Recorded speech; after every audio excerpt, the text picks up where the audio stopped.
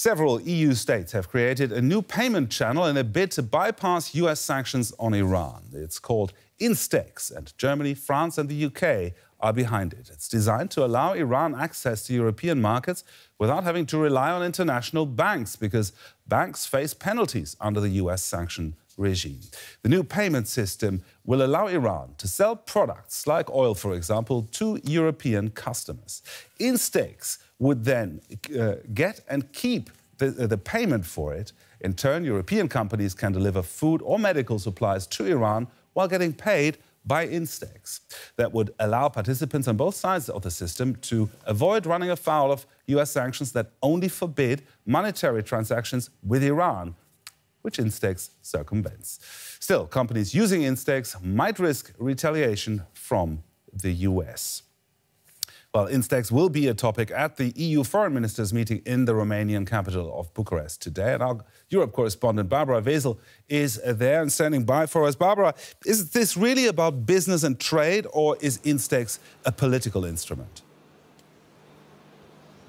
It is a political message, of course, because we remember that the Europeans were quite angry when Donald Trump, the US president, sort of started blackmailing them and threatening European banks. If they would get involved in trade with Iran, they would be severely sanctioned. We also know that many banks have absolutely pulled back and were afraid of burning their fingers.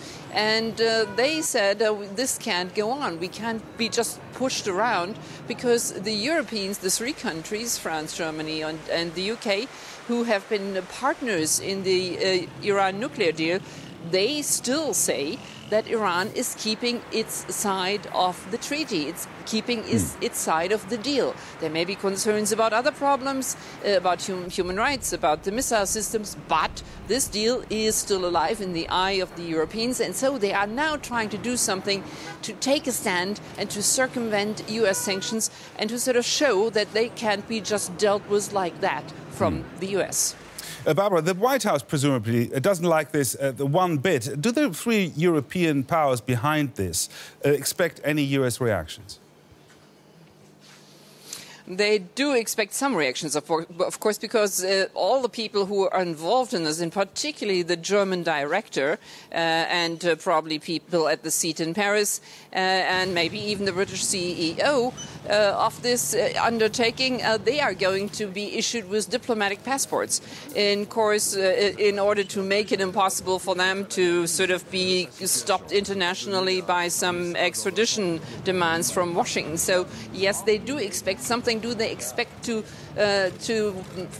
Washington to sort of to step up the trade war? Nobody knows yet. But they really felt that they needed to take a position in this, because they feel that if they sort of concentrate on humanitarian deliveries at the moment, it is something that could not and should not be faulted by the US.